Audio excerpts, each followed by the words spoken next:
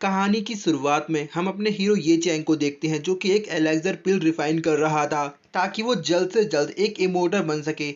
तभी हम देखते हैं कि रिफाइनिंग फर्नेस से काफी तेज रोशनी बाहर निकलती है, जिसके बाद ये चैंग का एलेक्सर पूरी तरह रिफाइन हो जाता है। जैसे ही ये चैंग अपने एलेक्सर को खाने जाता है कि तभी वहाँ एक डिसेबल आता है जिसकी हालत काफी ज्यादा खराब थी। ये चैंग उसे संभालता है कि तभी वो डिसेबल ये चैंग पर हमला कर देता है। उसकी तलवार को देखकर ये चैंग कहता है ये तो एक डार्क डीमन ब्लेड है। तभी ये चैंग दूसरे डिसेबल से कहता है कि हम लोग इतने सालों से साथ हैं लेकिन आज तक मुझे तुम्हारे इरादों का पता नहीं चला। ये सुनकर वो डिसेबल जोर जोर से हंसने लगता है। उसका नाम जी वोजाओ होता है। वो ये चैन से उसका एलेक्सर छीन लेता है और वो कहता है कि मैं हमेशा से इसकी तलाश में था। इसके जरिए मेरी कल्टीवेशन बाकियों से कई गुना बढ़ जाएगी और कोई भी मेरा मुकाबला नहीं कर पाएगा। तभी जी बोजाओ ये चैन से कहता है कि इसके बदले में मैं तुम्हारे लिए एक तोहफा लाया हूँ, उम्मीद है कि तुम्हें पसंद आएगा। इसके बाद जी बोजाओ एक पोर्टल ओपन करता है जिसके अंदर से ये चैंग के मास्टर की डेड बॉडी बाहर निकलती है। ये चैंग अपने मास्टर की डेड बॉडी देखकर जी बोजाओ से कहता है कि तुमने ये अच्छा नहीं किया।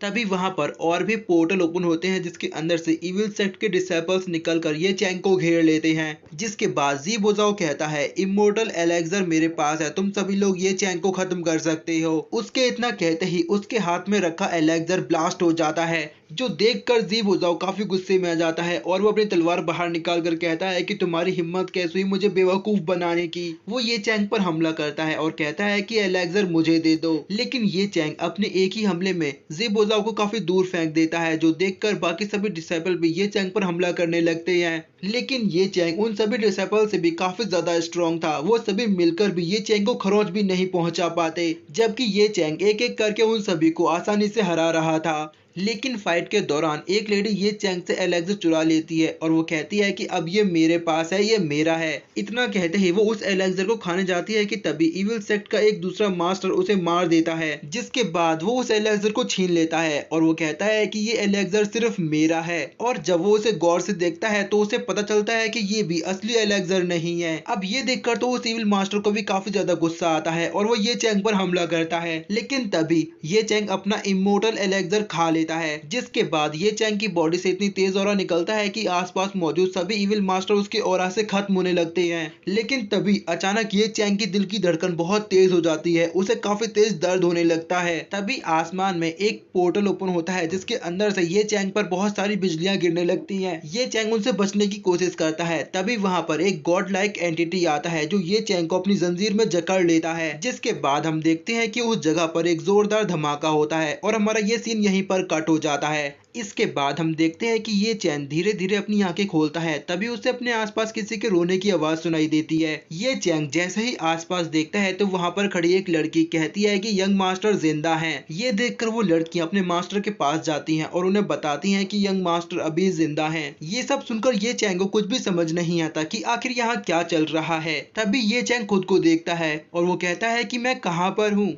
आखिर मेरी बॉडी के साथ ये क्या हुआ, मुझे कुछ भी याद क्यों नहीं आ रहा है। तभी ये चैंग के सर में काफी तेज दर्द होने लगता है, उसे अजीब अजीब आवाजें सुनाई दे रही थी और तभी उसे याद आता है कि वो दो लड़कियों के साथ ड्रिंक कर रहा था, जहां जैसे ही एक लड़के ने उसे ड्रिंक सर्व की तभी वो बेहोश हो गया। इसके बाद ये चैंग खुद को संभालता है और उसे समझ आता है कि वो किसी दूसरे की बॉडी में दोबारा रीइंकार्नेट हुआ है। ये लड़का यूवेन एम्पायर के जनरल का पोता है, लेकिन इसके बावजूद इसके पास कोई अच्छे स्किल नहीं है, जिसकी वजह से इसे एकेडमी से बाहर निकाल दिया गया होता है। ये चैंग ये सब सोच ही रहा था कि तभी उसके पेट में दर्द होता है और वो उल्टी कर देता है। तभी वो देखता है कि किसी ने उसे जहर पिलाया था, जिसकी वजह से वो मौत के मुंह से बचकर वापस आया है। इसके बाद ये चैंग अपने सोल सी में जाता है, जहां वो देखता है कि वही चीज जिसने ये चैंग को रीइंकार्नेट किया है वो ये चैंग के सामने आती है। उसको देखकर ये चैंग कहता है कि लगता है तुम एक होली बुक हो जिसने मुझे यहाँ भेजा है। जिसके बाद वो होली बुक चमकती है और हम देखते हैं कि वो ये चैंग की बॉडी को डिटॉक्सिफाई करने लगती है। इसके बाद ये चैंग अपनी आंखें खोलता है और वो कहता है कि इसने मेरी बॉडी को डिटॉक्सिफाई करने के बाद मेरी बॉडी को और भी ज्यादा स्ट्रॉन्ग बना दिया है। ये चैंग अपनी पावर्स को एक्टिवेट करता है और वो कहता है 9 हेवनली दाओ पैलेस, मैं जल्दी वापस लौटने वाला हूँ। तुम लोगों ने मेरे मास्टर के साथ जो भी किया उन सब का हिसाब तुम्हें चुकाना पड़ेगा। इसके बाद हम देखते हैं कि एक लड़का भागते हुए ये चैंग के पास आता है और उसे बताता है C2 और वांग फैमिली ने हमें धोखा दिया है, उन्होंने पैलेस पर हमला करके आपके ग्रैंडफादर को पकड़ लिया है। ये सुनकर ये चैंग काफी तेजी के साथ वहां से बाहर बाहर निकल जाता है, जहां हम देखते हैं कि दोनों फैमिली ने मिलकर ये चैंग के ग्रैंडफादर को पकड़ा हुआ है। उन्होंने ये चैंग के ग्रैंडफादर पर झूठे इल्जाम लगाए, जो सुनकर ये चैंग के ग्रैंडफादर उनसे कहते हैं, मैंने आज तक कई लड़ाइयां लड़ी हैं जिनमें मैंने अपना हिस्सा 1 इंच भी नहीं खोया, और तुम लोग मिलकर मुझ पर इतना बड़ा इल्जाम लगा रहे हो कि मैंने अपने साम्राज्य को धोखा दिया है। तभी वांग फैमिली का एल्डर कहता है, हम यहाँ आपके साथ बातचीत करने नहीं आए, हम आपको सजा देने आए हैं। इसके बाद वो अपने एक सोल्जर को हमला करने का इशारा करता है, लेकिन तभी ये चैंग वहां पर आ जाता है। ये चैंग को देखकर उसके ग्रैंडफादर कहते हैं, बेटा तुम यहाँ क्या कर रहे हो, वापस लौट जाओ, ये लोग सिर्फ हमें जान से मारने की वजह ढूंढ रहे हैं, मैं तुम्हें इस झगड़े में नहीं फंसाना चाहता, इसलिए तुम वापस घर चले जाओ। तभी ये चैंग कहता है, यहाँ मौजूद कोई भी मेरे मुकाबले के लायक नहीं है, मुझे मारने की बात तो बहुत दूर रही। इसके बाद ये चैंग उन सभी सोल्जर्स पर हमला कर देता है। जैसे ही वो सभी सोल्जर्स ये चैंग के साथ फाइट करने आते हैं, लेकिन वो सभी लोग ये चैंग के सामने नहीं टिक पाते। ये चैंग को लड़ता हुआ देखकर उसके ग्रैंडफादर सोचते हैं कि ये इतना स्ट्रॉन्ग कब हो गया। इसको देखकर लगता है कि ये माइंड स्टेप के 4th लेवल पर है, और तभी ये चैंग की बॉडी से एक तेज ऑरा निकलता है, जिसकी वजह से वो सभी सोल्जर्स अपने आप हार जाते हैं। जो देखकर वांग फैमिली का एल्डर कहता है कि लगता है इसने अपने 5th लेवल को ब्रेक थ्रू कर लिया है। लेकिन तभी वो लोग ये चैंग की स्पीड देखते हैं, जो काफी तेज होती है। ये देखकर वो कहते हैं कि लगता है ये 9th लेवल पर है। तभी सीटू फैमिली का एल्डर कहता है, अरे नहीं, मुझे लगता है कि ये 10th लेवल पर है। ये चैंग की पावर इतनी ज्यादा होती है कि वो लोग उसके लेवल का भी अंदाजा नहीं लगा पाते, और तभी हम देखते हैं कि ये चैंग वहां मौजूद सभी सोल्जर्स को ढेर कर देता है, जो देखकर दोनों फैमिली के एल्डर वहां से अपनी जान बचाकर भागने की कोशिश करते हैं। लेकिन ये चैंग उन्हें भागने का मौका नहीं देता और वांग फैमिली के एल्डर को खत्म कर देता है। जिसके बाद सीटू फैमिली का एल्डर ये चैंग से माफी मांगता है, लेकिन ये चैंग उसे माफ नहीं करता बल्कि उसे साफ कर देता है। इसके बाद हमारा सीन कट होता है और हम एक स्पाई को देखते हैं, जो क्वीन जाओपिंग के पास आकर उन्हें बताता है कि हमारे दोनों आदमी मारे जा चुके हैं। ये सुनकर क्वीन काफी गुस्से में कहती है, ऐसा कैसे हो सकता है, मैंने उनके साथ अपने बेस्ट सोल्जर्स को भेजा था, आखिर उनका क्या हुआ। तो वो स्पाई क्वीन को बताता है कि ये चैंग नाम के लड़के ने उन सभी को खत्म कर दिया। ये सुनकर क्वीन जाओपिंग को काफी ज्यादा गुस्सा आता है। वो कहती है कि जाओ, जाकर ये चैंग को खत्म कर दो। क्वीन जाओपिंग अपने स्पाई से यंग चैंग को जान से मारने की बात कहकर अपने रूम में वापस जाती है, तो उसे वहां पर एक आदमी दिखता है, जिसको देखकर वो ग्रीट करती है और उसे कहती है, डिप्टी मिनिस्टर प्लीज मुझे माफ कर दीजिए, हमारा प्लान फेल हो गया, लेकिन मैंने अपने असिस्टेंट को भेज दिया है, जो कि जल्दी पूरी ये फैमिली को खत्म कर देगा। तो वो आदमी क्वीन के पास आता है और कहता है कि उम्मीद है आपने जैसा कहा वैसा ही होगा, वरना आपको पता है मैं आपको पूरी तरह डिस्ट्रॉय कर सकता हूँ। तो वो क्वीन उसके सामने झुकती है और कहती है कि बस हमें थोड़ा और वक्त दीजिए। इसके बाद हम ये चैंग को देखते हैं, जो कि अपने रूम में बैठकर कल्टीवेट कर रहा था। ये चैंग सोचता है कि यहाँ का कल्टीवेशन मेथड भी बिल्कुल मेरी प्रीवियस लाइफ के सिमिलर है, लेकिन इनमें कई सारे लेवल्स हैं, जिनमें पहला मरीडियन स्टेज, दूसरा कीवाई कंडीशनल रियल्म, तीसरा बेडान रियल्म और इसी तरह टैंगसुआन रियल्म। ये चैंग सोचता है कि सुप्रीम होली बुक ने उसकी कल्टीवेशन को काफी तेज कर दिया है, जिसकी वजह से मैंने पहले ही कीवाई कंडीशनल रियल्म को ब्रेक थ्रू कर लिया। प्रीवियस लाइफ में मैं अपने 9 मरीडियंस का इस्तेमाल करके अपने लेवल को अप कर सकता था, लेकिन यहाँ पर मुझे लेवल अप करने के लिए 12 मरीडियंस की जरूरत पड़ेगी। तभी चैंग की नजर उसके पास रखे एक बॉक्स पर जाती है, जिसके अंदर सोल हर्ब्स भरे हुए थे। उनको देखकर चैंग सोचता है कि मैं इनका इस्तेमाल करके कुछ एलेक्सर रिफाइन कर सकता हूँ, जिनसे मेरी स्ट्रेंथ और ज्यादा बढ़ जाएगी। इसके बाद हमारा सीन कट होता है और हम कुछ स्पाई को देखते हैं, जिनको क्वीन ने ये चैंग को मारने का ऑर्डर दिया था। वो सभी लोग छिपकर ये चैंग के घर में एंटर करते हैं, लेकिन ये चैंग को उनका अंदाजा पहले ही लग जाता है। जैसे ही वो लोग ये चैंग के रूम का दरवाजा खोलते हैं, तो उन्हें वहाँ कोई भी नहीं दिखता, लेकिन तभी ये चैंग बाहर निकलकर उन पर हमला कर देता है। बाहर खड़े किलर को कुछ भी अंदाजा नहीं होता कि आखिर अंदर क्या चल रहा है। वो सोचता है कि आखिर इन लोगों को इतनी देर क्यों लग रही है। जब ये चैंग के रूम में उसे सब कुछ शांत दिखाई देता है, तो वो सोचता है कि उसे अंदर जाकर देखना चाहिए। जैसे ही वो ये चैंग के दरवाजे के पास आता है, तो उसके दोनों साथी दरवाजे से बाहर आकर गिरते हैं। तभी ये चैंग उस किलर पर भी हमला कर देता है। वो किलर ये चैंग के हमले को ब्लॉक करता है, लेकिन ये चैंग की पावर की वजह से वो किलर काफी पीछे खिसक जाता है। इसके बाद वो किलर देखता है कि उसके दोनों साथी मारे जा चुके हैं। वो ये चैंग से कहता है कि आखिर तुमने ऐसा कैसे किया, ये दोनों तो 9 मरेडियंस पर थे, फिर तुमने इनको इतनी जल्दी कैसे मार दिया। तो ये चैंग अपनी तलवार बाहर निकाल लेता है और कहता है, क्या तुम्हें सच में लगा था कि इतने कमजोर लोग मुझे मार सकते हैं। इसके बाद ये चैंग उस आखिरी किलर पर अपनी तलवार से हमला करता है, लेकिन वो किलर अपनी क्यूआई पावर से उसकी तलवार को ब्लॉक कर लेता है और ये चैंग से कहता है कि तुम क्यूआई कंडीशनर रियल्म की पहले स्टेज पर हो, जबकि मैं 5th स्टेज पर हूँ, तुम मेरे सामने नहीं टिक सकते। इसके बाद वो ये चैंग को पीछे ढकेल देता है, लेकिन तभी ये चैंग सुप्रीम हेवनली बुक का इस्तेमाल करता है और अपने लेवल को ब्रेक थ्रू कर लेता है। ये देखकर वो किलर काफी हैरान होता है कि ये चैंग अपने 2nd लेवल पर पहुंच गया, लेकिन तभी ये चैंग 3rd लेवल पर आ जाता है और फिर 4th लेवल पर। ये चैंग को लगातार लेवल ब्रेक थ्रू करता देख वो किलर काफी ज्यादा हैरान होता है। वो कहता है कि ये तो इम्पॉसिबल है, लेकिन तभी ये चैंग उस पर अपनी तलवार से दोबारा हमला करता है। वो किलर अपनी तलवार निकालकर उसके हमले को ब्लॉक करता है, लेकिन इसका कोई फायदा नहीं होता। इसके बाद ये चैंग किलर से पूछता है कि मुझे बताओ आखिर तुम्हें यहाँ मुझे मारने के लिए किसने भेजा। तो वो किलर ये चैंग को सब कुछ सच सच बता देता है, जिसके बाद हमारा सीन कट होता है और हम देखते हैं कि वो किलर उसी क्वीन के सामने आकर गिरता है और क्वीन से कहता है कि मुझे माफ कर दीजिए। तभी एक स्टोन आकर सीधे उसके सर में लगता है, जिसके बाद वो सीधा क्वीन की तरफ बढ़ता है, लेकिन उसी वक्त क्वीन का स्पाई बीच में आकर क्वीन को बचा लेता है। तभी ये चैंग वहां आता है। उसको देखकर क्वीन कहती है तुम अभी भी जिंदा हो। तो ये चैंग क्वीन से कहता है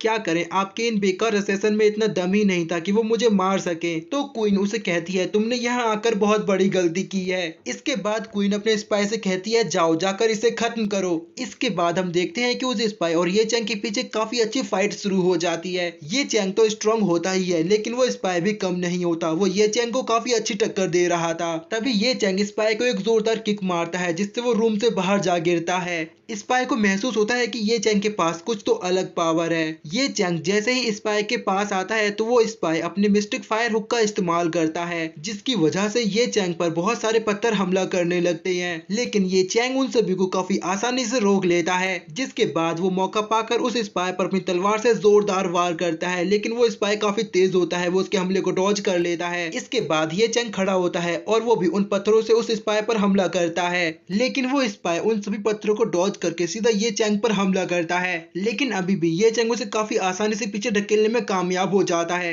ये देखकर वो स्पाई अपनी आखिरी टेक्निक सोल सीलिंग ब्लेड का इस्तेमाल करता है। जिसके बाद जैसे ही वो दोनों एक दूसरे पर हमला करते हैं तो हम देखते हैं कि रिजल्ट में वो स्पाई हार जाता है, जो देखकर क्वीन ज़ेनपिंग कहती है तुम भी बिल्कुल बेकार निकले। तभी ये चैंग क्वीन की तरफ बढ़ता है। क्वीन ये चैंग से कहती है कि मुझे माफ कर दो, मैं तुम्हें कुछ भी नहीं करूंगी। तभी ये चैंग कहता है मुझे पता है मुझ पर हमला कराने वाला डाइक्विंग नेशन का डिप्टी मिनिस्टर है। ये सुनकर क्वीन कहती है तुम्हें इसके बारे में कैसे पता चला। तो ये चैंग कहता है क्योंकि मुझे पता है डाइक्विंग नेशन पूरे वर्ल्ड पर कब्जा करना चाहता है और उनका पहला निशाना यूवेन किंगडम होने वाला है, और जब तक यूवेन किंगडम के जनरल यानी मेरे ग्रैंडफादर जिंदा है तब तक वो लोग इस पर कब्जा नहीं कर पाएंगे, इसीलिए उनका पहला निशाना हमारी फैमिली है। लेकिन मुझे उम्मीद नहीं थी कि आप उनके लिए काम करेंगी। तो क्वीन ये चैंग से कहती है कि तुम बिल्कुल सही हो, लेकिन मेरे पास कोई और रास्ता नहीं था, उन्होंने मुझे इसके लिए फोर्स किया था। इसके बाद क्वीन ये चैंग से कहती है कि मेरे पास आओ, मैं तुम्हें कुछ और भी बताना चाहती हूँ। जैसे ही ये चैंग क्वीन के पास आता है तो क्वीन अपनी तलवार लेकर तैयार हो जाती हैं और वो ये चैंग से कहती हैं इसके पीछे 9 हेवनली डाउ पैलेस है। जिसके बाद जैसे ही वो चैंग पर हमला करने के लिए अपनी तलवार आगे बढ़ाती हैं तो उससे पहले ही चैंग उन्हें मार देता है और कहता है कि मैंने अपनी पिछली जिंदगी में काफी धोखे खाए हैं, इसलिए अब मैं किसी के जाल में इतनी आसानी से नहीं फंसूंगा। इसके बाद ये चैंग कहता है 9 हेवनली डाउ पैलेस की इच्छाएं बहुत ज्यादा बढ़ रही हैं,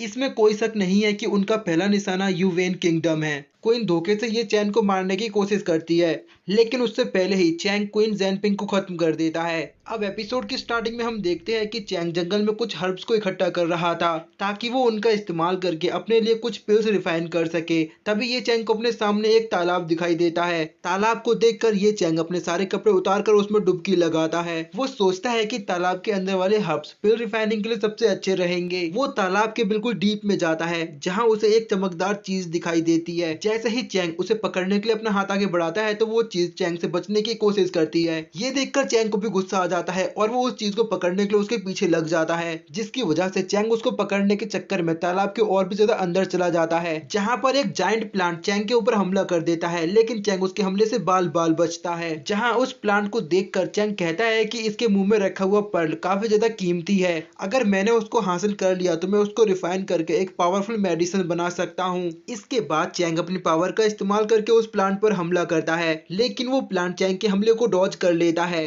चैंग कहता है कि मैंने सोचा था ये प्लांट उससे भी ज्यादा तेज है। तभी वो प्लांट चैंग के पीछे से उसको पकड़ लेता है। इसके बाद हमारा सीन कट होता है और हम एक लेडी को देखते हैं जो कि उसी तालाब के किनारे आई थी। वो लेडी तालाब में रिलैक्स करने आई थी, लेकिन उसे ये नहीं पता था कि तालाब के नीचे क्या चल रहा है। तभी हम उस प्लांट को देखते हैं जिसको फाड़ कर चैंग बाहर निकल आता है। चैंग ने उस प्लांट का पर्ल भी हासिल कर लिया था, जिसकी वजह से वो प्लांट चैंग पर अपनी पूरी ताकत के साथ हमला करता है। ये देखकर चैंग भी उस प्लांट पर हमला करता है। तभी बाहर उस लेडी को पानी के अंदर थोड़ी हलचल महसूस होती है। उस लेडी की आवाज सुनकर चैंग उस लेडी की तरफ देखता है। बस फिर क्या, नजर हटी और दुर्घटना घटी। चैंग को उस प्लांट का अटैक काफी जोर से लगता है, जिसकी वजह से चैंग उछलकर सीधा पानी से बाहर जा गिरता है। लेकिन चैंग खुद को संभाल लेता है और उस पर्ल को देखकर कहता है, ये बहुत ही कन्वीनियंट था। मुझे इस पर्ल को हासिल करने में सच में काफी ज्यादा मजा आया। चैंग यहाँ खुद से ही बात कर रहा था कि तभी उसकी नजर उस लड़की पर जाती है जो कि पानी में खड़ी थी। उस लड़की का नाम यान ताइयू होता है, जो कि स्कारलेट ब्लड एम्पायर की प्रिंसेस होती है। वो लड़की चैंग से कहती है, मुझे इस तरह मत देखो। इसके बाद वो लड़की पानी को उछालकर उसे आइस में कन्वर्ट करके चैंग पर हमला कर देती है। चैंग उसके हमले को डॉज करता है और उसकी पावर्स को देखकर कहता है कि ये लड़की काफी कम एज में आइस प्रोफाउंड स्टेज पर पहुंच गई है। तभी वो लड़की अपने कपड़े पहनती है और चैंग से कहती है, तुम कौन हो ठरकी? क्या तुम इतनी देर से पानी के अंदर से मुझे देख रहे थे? तो हमारा हीरो चैंग उसे कहता है, मैं नहीं, बल्कि तुम यहाँ मुझे नहाते हुए देखने आई थी। चैंग की ये बात सुनकर ताइयू उसे कहती है, अपनी बकवास बंद करो, मुझे पता है तुम जरूर यहाँ मुझे नहाते हुए देखने आए थे। उसकी ये बात सुनकर चैंग उसे कहता है, बेवकूफ लड़की, क्या तुम्हें वहाँ मेरे कपड़े दिखाई नहीं दिए? मैं यहाँ तुम्हारे आने से काफी वक्त पहले आया था। तो वो लड़की चैंग के कपड़े देखती है और उसे रियलाइज होता है कि वो गलत है, लेकिन सभी लड़कियों की तरह वो अपनी गलती नहीं मानती और चैंग से कहती है, इसमें तुम्हारी ही गलती है, तुम यहाँ मेरे से पहले क्यों आए थे? तुम जरूर मेरे साथ कोई गेम खेल रहे हो। इतना कहते ही वो सीधे चैंग के ऊपर हमला कर देती है। तो चैंग उस पर्ल की पावर का इस्तेमाल करके एक मिस्टिक शील्ड जनरेट करता है, जिससे वो उस लड़की के अटैक को काफी आसानी से नलीफाई कर देता है। इसके बाद चैंग अपने कपड़े उठाता है और उस लड़की से कहता है, अगर तुम्हारा हो गया तो मैं वापस जाता हूँ। मुझे इस ब्यूटीफुल से सीन को एक पेपर पर उतारना है। अगर बाद में मैं भूल गया तो ये बिल्कुल भी अच्छा नहीं होगा। चैंग की ये बात सुनकर ताइयू को काफी ज्यादा गुस्सा आता है और वो अपनी पूरी ताकत के साथ चैंग पर हमला कर देती है। लेकिन तभी चैंग अपने एक ही पंच से उसके पूरे हमले को नलीफाई कर देता है और उसे कहता है, क्या तुम मेरे हाथों से मरना चाहती हो? लेकिन तभी हम देखते हैं कि उस लड़की की पावर्स आउट ऑफ कंट्रोल हो जाती हैं, जिसकी वजह से उसे ही तकलीफ हो रही थी और थोड़ी ही देर में वो लड़की बेहोश हो जाती है। चैंग वहां से वापस जाने का सोचता है और कहता है कि इसमें मेरी कोई गलती नहीं थी, ये सब तुमने खुद ही किया है। लेकिन तभी हमारा हीरो रुक जाता है और वो उस लड़की का इलाज करने लगता है। तभी ये चैंग को पता चलता है कि उसकी आइस पावर उसकी बॉडी को अंदर से डैमेज कर रही है। इसके बाद चैंग अपनी पावर का इस्तेमाल करता है, जिसके बाद वो उस लड़की को एक पिल खिलाता है और उसी वक्त वो होश में आ जाती है। वो उस पिल को अपने मुंह से बाहर निकालने की कोशिश करती है, लेकिन उससे पहले ही वो उसे निगल चुकी थी। वो लड़की चैंग से पूछती है, तुमने अभी अभी मुझे क्या खिलाया? तो चैंग उसे बताता है कि वो एक एलेक्सर था, मैं बस तुम्हारा इलाज करने की कोशिश कर रहा था। लेकिन उस लड़की को कुछ भी समझ नहीं आता, क्योंकि इस दुनिया में एलेक्सर नाम की कोई चीज एग्जिस्ट नहीं करती। तभी वो लड़की चैंग से पूछती है कि जब मैंने तुम पर हमला किया था तो तुमने मेरे हमले को किस तरह ब्लॉक किया? तो चैंग उसे कहता है, क्या तुमने मेरी फॉर्मेशन नहीं देखी?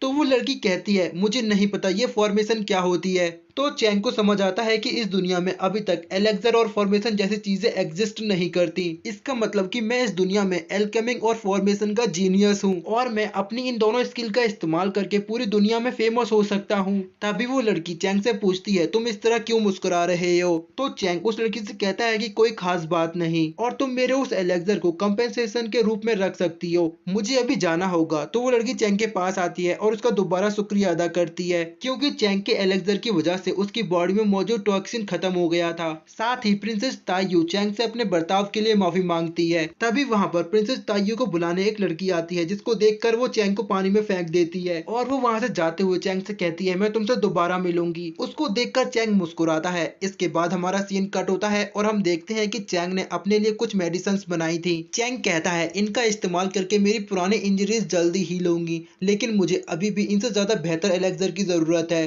तभी चैंग अपनी बुक में एक हर्ब को देखता है जिसका नाम घोस्ट क्लो ब्यूटी होता है। ये एक बहुत ही रेयर हर्ब है जिसका क्रिस्टल पवेलियन में ऑक्शन होने वाला है। और तभी हमारा सीन कट होता है और हम प्रिंसेस तायू को देखते हैं जहाँ उनकी सर्वेंट उन्हें बताती है कि ये हर्ब काफी रेयर है, इसके जरिए किसी भी बीमारी को जल्द से जल्द ठीक किया जा सकता है। और वो प्रिंसेस से कहती है कि इससे आपका आईसी टॉक्सिन भी पूरी तरह खत्म हो जाएगा। तो प्रिंसेस तायू कहती है मैंने आज तक इतने सारे हर्ब्स का इस्तेमाल किया लेकिन कोई भी मेरे काम नहीं आया। और तभी वो अपने मन में कहती है कि आखिर उस लड़के ने मेरी बॉडी में मौजूद आईसी टॉक्सिन को अपने एक ही एलेक्सर से कैसे खत्म कर दिया। प्रिंसेस तायू यहाँ अभी तक चैंग के बारे में ही सोच रही थी। तभी ऑक्शन हाउस में घोस्ट क्लो ब्यूटी हर्ब को दिखाया जाता है जिसको खरीदने काफी सारे लोग आए हुए थे। उस हर्ब का प्राइस 600,000 गोल्डन टिकट रखा गया था, लेकिन प्रिंसेस की सर्वेंट एक ही बार में 5 मिलियन गोल्डन टिकट का दाव लगाती है, जो सुनकर वहां पर आए बाकी सभी लोग काफी ज्यादा हैरान होते हैं। तभी अनाउंसर कहता है कि ये हर्ब प्रिंसेस का हुआ, लेकिन उसी वक्त वहां पर चैंग आ जाता है जो अनाउंसर से कहता है कि मुझे ये हर्ब चाहिए, इसके बदले में मैं तुम्हें अपनी एक खास चीज दूंगा। चैंग अपना एक एलेक्सर बाहर निकालता है और कहता है कि ये एक मिस्टिक एलेक्सर है जो कि तुम्हारी किसी भी तरह की बीमारी को एक ही पल में ठीक कर सकता है। इसके अलावा ये एक कल्टीवेटर की रैंक को एडवांस लेवल पर ले जा सकता है। वो अनाउंसर चैंग के एलेक्सर को बड़े ही गौर से देखता है लेकिन उसे कुछ भी समझ नहीं आता, पर फिर भी वो चैंग के एलेक्सर की चमक को देखकर चैंग की डील मान लेता है और वो उसको घोस्ट क्लो ब्यूटी हर्ब दे देता है। इस एपिसोड की स्टार्टिंग में हम देखते हैं कि ये चैंग एक जंगल से गुजर रहा था।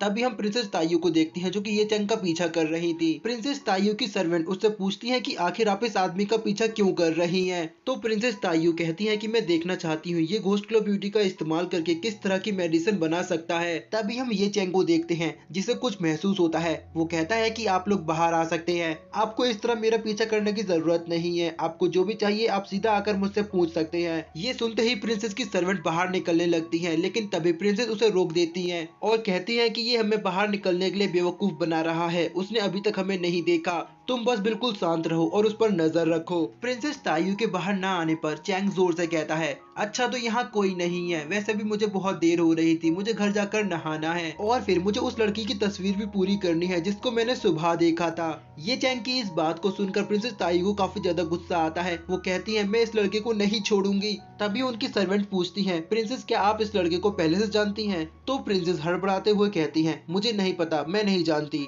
लेकिन तभी प्रिंसेस तायू देखती है कि चैंग वहाँ से जा चुका है। उसी वक्त प्रिंसेस तायू को मारने वहाँ एक किलर आ जाता है जो प्रिंसेस तायू को जंगल में देखकर कहता है क्या बात है, ब्लड एम्पायर की प्रिंसेस तायू इतनी रात को जंगल में क्या कर रही हैं? लगता है कि उनको मरने से डर नहीं लगता जो सिर्फ एक ही सोल्जर को साथ लिए जंगल में आ गई। मैंने तो सोचा था कि मुझे आपको मारने के लिए दर्जनों सैनिकों को मारना पड़ेगा, लेकिन ये तो मेरे लिए बहुत ही आसान रहा। उस किलर को देखकर प्रिंसेस तायू उससे पूछती है क्या तुम्हें मेरे अंकल ने मुझे मारने को भेजा है? मुझे बताओ मेरे माता पिता कहाँ हैं, तुमने उनके साथ क्या किया? तो वो किलर कहता है मुझे नहीं पता तुम्हारे माता पिता कहाँ हैं और ना ही मैं तुम्हारे अंकल को जानता हूँ, मुझे तो सिर्फ सुंदर लड़कियों को जान से मारने में मजा आता है, इसीलिए आज तुम मेरा शिकार बनोगी। इतना कहते ही वो किलर प्रिंसेस तायू पर हमला कर देता है। इसके बाद हमारा सीन कट होता है और हम ये चैंग को देखते हैं जो कि एक मेडिसिन बनाता है। तभी उसके पास खड़ा सर्वेंट ये चैंग से कहता है यंग मास्टर, ओल्ड मास्टर तो बस थोड़ी बहुत शराब पीकर ही अपनी किसी भी इंजरी को आसानी से हील कर लेते हैं, मुझे नहीं लगता कि उन्हें आपकी इस मेडिसिन की जरूरत होगी। तो ये चैंग उसे कहता है बेवकूफ, ये घोस्ट क्लो ब्यूटी से बनाई हुई मेडिसिन है, इसका मुकाबला कोई शराब नहीं कर सकती,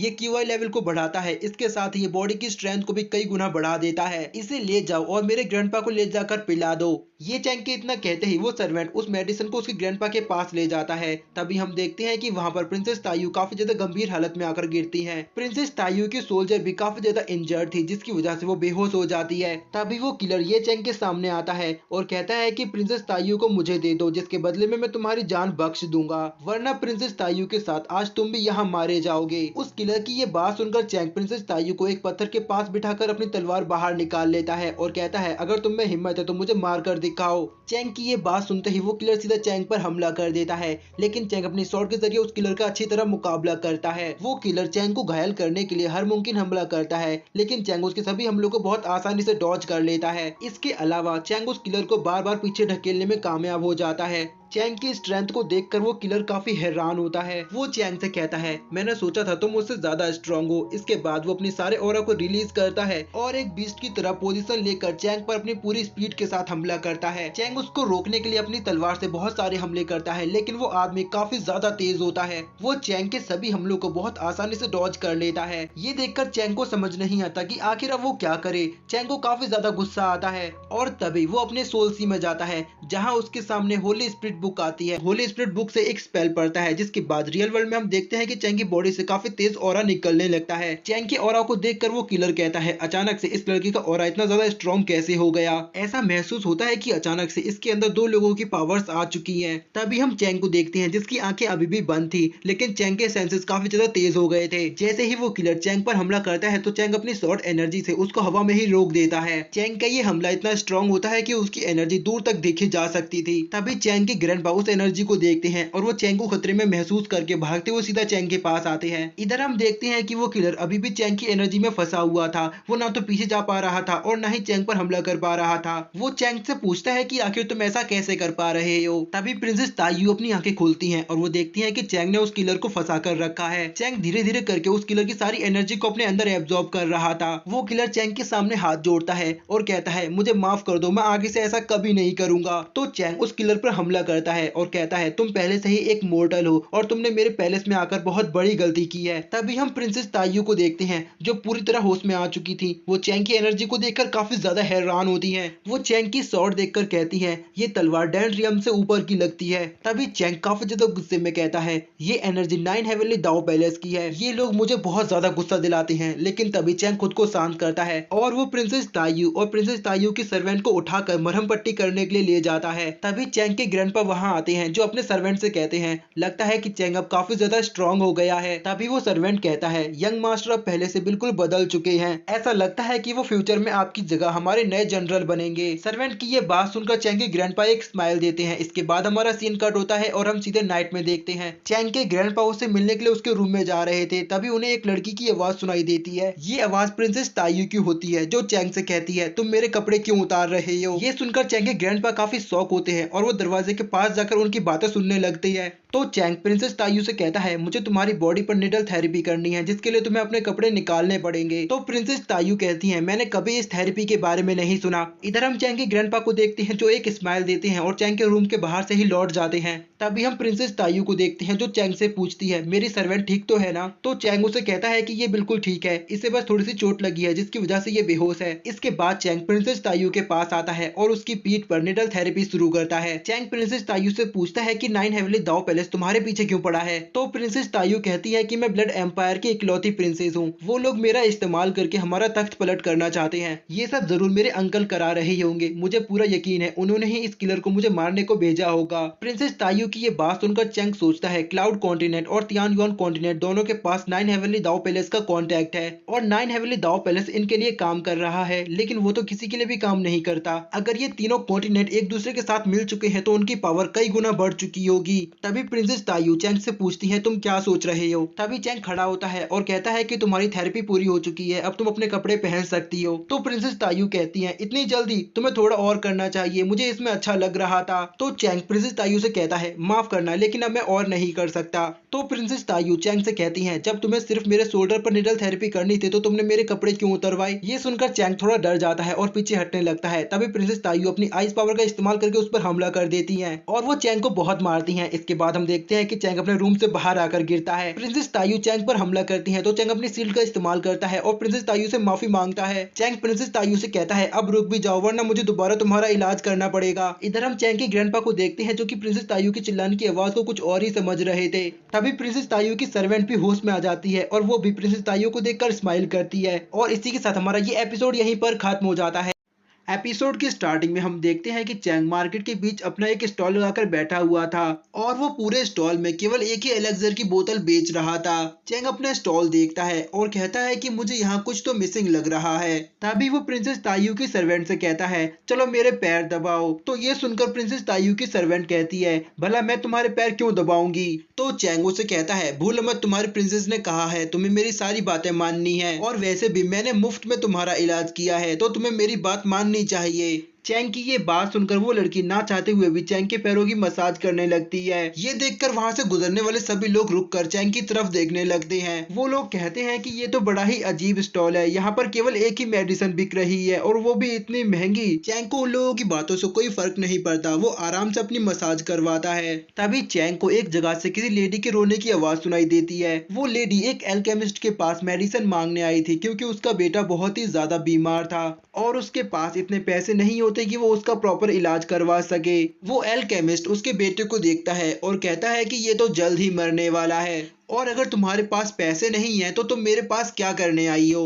वो एल्केमिस्ट उस लेडी से कहता है कि अपने बेटे को उठाओ और मेरी शॉप से बाहर निकल जाओ, लेकिन फिर भी वो लेडी बार बार उसके सामने रिक्वेस्ट करती है क्योंकि वो अकेला ही पूरी सिटी में इकलौता एल्केमिस्ट है। उसके रोने की वजह से एल्केमिस्ट की शॉप के बाहर काफी ज्यादा भीड़ इकट्ठी हो जाती है। इसकी वजह से वो एल्केमिस्ट उस लेडी को और उसके बेटे को लात मारकर दूर कर देता है। ये देखकर चैंग जंप करता है और उस बच्चे को कैच कर लेता है। इसके बाद चैंग अपनी मेडिसिन वाली बोतल से एक एलेक्सर निकालकर उस बच्चे को खिला देता है, जिसकी वजह से उस बच्चे को काफी तकलीफ होती है। उसके गले में काफी तेज जलन महसूस होती है। उस बच्चे की माँ चैंग से पूछती है, तुमने अभी मेरे बेटे को क्या खिलाया। वो अपने बच्चे के पास जाने की कोशिश करती है, लेकिन तभी प्रिंसेस की सर्वेंट उसे बीच में ही रोक लेती है और कहती है कि तुम चिंता मत करो, वो उसे बचा लेगा, वो एक बहुत ही अच्छा एल्केमिस्ट है। इसके बाद चैंग उस बच्चे के प्रेशर पॉइंट्स को दबाता है, जिसके बाद उस बच्चे की बॉडी से सारी इम्प्योरिटीज बाहर निकल जाती हैं। इसके बाद वो बच्चा अपनी आंखें खोलता है और वो अपनी बॉडी को पहले से ज्यादा बेहतर महसूस कर पाता है। चैंग उस बच्चे को कुछ ही देर में पूरी तरह हील कर देता है। ये देखकर वो एल्केमिस्ट काफी ज्यादा हैरान होता है क्योंकि उसको लगता था कि इस बच्चे की रिकवरी कराना बहुत ही ज्यादा मुश्किल है, लेकिन चैंग ने इसे कुछ ही देर में कर दिया।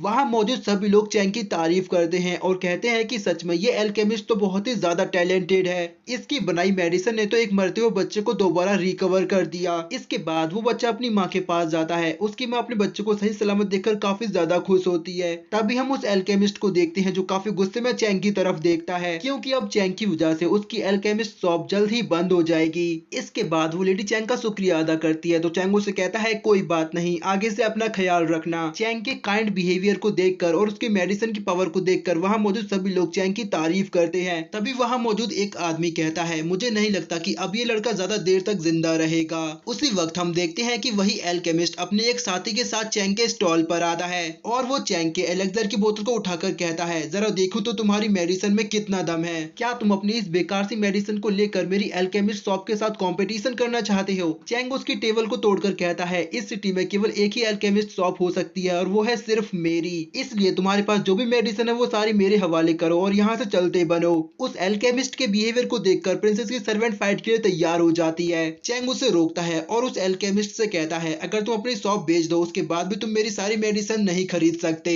चैंग की इस बात पर वो एल्केमिस्ट भी काफी ज्यादा गुस्सा हो जाता है, लेकिन तभी उसका दोस्त उसे पीछे हटाता है और वो चैंग से कहता है, मैं इस सिटी के प्राइम मिनिस्टर का बेटा हूँ, इसलिए मैं नहीं चाहता कि तुम लोगों की इस फाइट में आम लोगों का कोई नुकसान हो, इसलिए हम तुम दोनों के बीच एक बैटल करवाते हैं और जो भी इस बैटल को जीतेगा उसकी एल्केमिस्ट शॉप इस सिटी में रहेगी और जो हार जाएगा वो चुपचाप यहाँ से निकल जाएगा।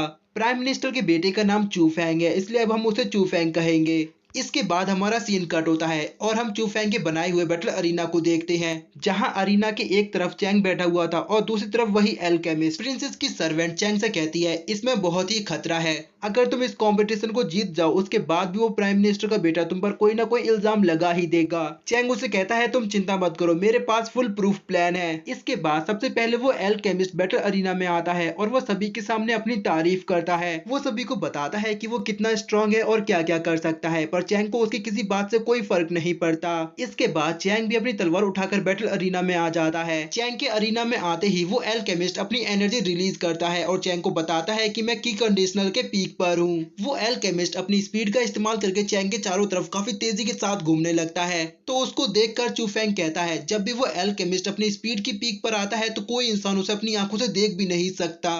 ऐसे में तो चैंग का उसको हरा पाना बिल्कुल नामुमकिन है। तभी हम चैंग को देखते हैं जो उस एल्केमिस्ट को काफी तेज स्पीड में भी आराम से देख पा रहा था। चैंग जैसे ही अपनी तलवार बाहर निकालता है तो वो एल्केमिस्ट भी चैंग पर हमला करता है, लेकिन यहाँ चैंग की स्पीड इतनी तेज होती है कि उस एल्केमिस्ट को पता भी नहीं चलता कि चैंग ने कब उसकी चेस्ट पर हमला कर दिया। ये देखकर वहां मौजूद सभी लोग कहते हैं चैंग ने एक ही हमले में उस हाई लेवल एल्केमिस्ट का खेल खत्म कर दिया। जब चू फेंग ये देखता है तो उसका भी मुंह खुला रह जाता है, उसे विश्वास नहीं होता कि चैंग ने उसे एक ही स्ट्राइक में खत्म कर दिया। चू फेंग चैंग से बचकर वहां से भागने की कोशिश करता है, लेकिन चैंग अपनी स्पीड का इस्तेमाल करके उसके सामने आ जाता है। चैंग चू फेंग पर हमला करके उसे बैटल अरीना में गिरा देता है और उसके चेहरे पर पैर रख के कहता है, लगता है आज तुम्हारा दिन बहुत खराब था जो तुम्हारी मुलाकात मुझसे हुई। तभी एक आदमी चैंग से कहता है, इसे जिंदा मत छोड़ना, इसकी वजह से मेरी पूरी फैमिली खत्म हो गई। उस आदमी को देखकर बाकी सभी लोग भी कहते हैं, ये बिल्कुल सही बोल रहा है, प्राइम मिनिस्टर के बेटे ने हम पर बहुत जुल्म किए हैं, इसने हमें बहुत तड़पाया है, ये मरने के ही लायक है, इसे जिंदा मत छोड़ना।